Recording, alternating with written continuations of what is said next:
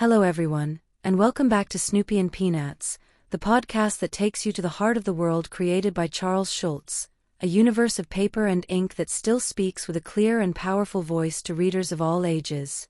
After exploring the emotional folds of Linus and his blanket, we now enter a completely different territory, where sweetness often gives way to blunt frankness, sarcasm, and an iron will, the world inhabited by Lucy Van Pelt. Lucy is a character you simply cannot ignore. Her presence in the Peanuts is like a sudden lightning bolt in a calm day. It illuminates and shakes, sometimes wounds, but always leaves a mark. She is Linus's older sister, and like every stereotypical older sister, she feels it is her duty, or her right, to guide, correct, and when necessary, command. Her personality appears as a solid block of determination and quick wit. And yet, beneath that tough surface, a sea of insecurities and fragility stirs, visible only to the most attentive observer. Her appearances are memorable thanks to Charles Schulz's ability to condense universal human dynamics into just a few lines.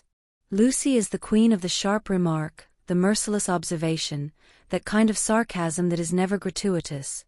It serves to protect herself, to control the situation, to push away any chance of feeling vulnerable.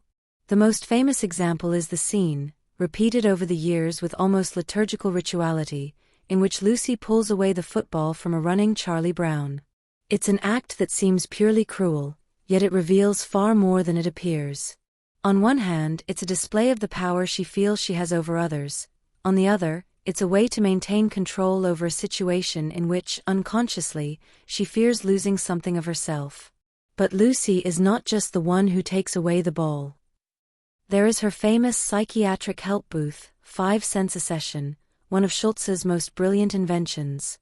Here, Lucy dispenses advice that swings between the blunt and the enlightening, between brutality and wisdom, as if she were both an improvised therapist and the big sister of humanity itself.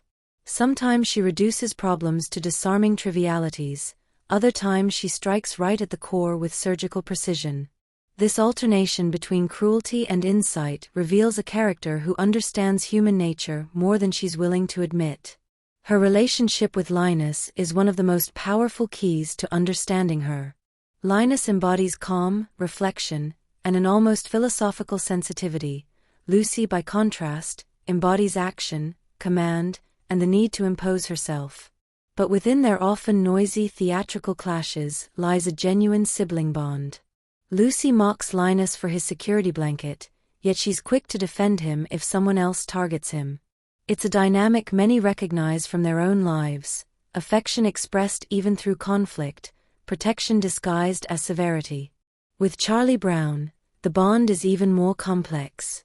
Lucy often seems to embody that inner voice that doubts, criticizes, and challenges. She is his natural antagonist, but also one of the few people who doesn't completely ignore him. Her provocations often push Charlie Brown to confront his own fears and limitations, as if, paradoxically, the obstacle were also a teacher. In this sense, Lucy represents that element in our lives that tests us, destabilizes us, yet forces us to grow. Lucy's hardness is not merely a personality trait, it's a survival strategy. In a world that can be unpredictable and frustrating, control becomes her shield. Behind every authoritarian gesture, behind every scornful remark, one can glimpse the fear of losing ground, of being excluded, of not mattering enough. This is where Schulz performs one of his narrative miracles. He shows us an antagonist who is in fact a mirror of fragility, inviting us to reconsider our judgments about people who appear tough or unyielding. Lucy's memorable moments are an endless archive of small truths. There's the time she falls hopelessly in love with Schroeder, sitting by his piano and interrupting his playing with speeches full of admiration and impossible demands. Schroeder, absorbed in his music, systematically rejects her, and this refusal lays bare a side of Lucy rarely seen, the vulnerability of unrequited love. In those fragments, Lucy becomes almost tender, showing that her armor can crack when faced with what she truly desires. The evolution of her character is another fascinating aspect of her story. In the earliest vignettes, Lucy is almost exclusively a disruptive element, a brash, bossy little girl. As the years pass, Schulz gives her more nuance, exploring her motivations and expanding her emotional range. She never loses her sharp energy, but she gains depth, becoming one of the most three-dimensional characters in the entire strip. This growth also reflects social change. Lucy becomes a strong female figure at a time when girls in comic strips rarely held a position of authority. Today, Lucy Van Pelt still speaks to us with surprising strength. She reminds us that behind every act of hardness there may be a need for protection, that sarcasm can be the language of insecurity, and that ostentatious authority may hide a desire for acceptance. In an era where vulnerability is often masked by hypercompetence or irony, Lucy teaches us that recognizing one's contradictions is an act of courage.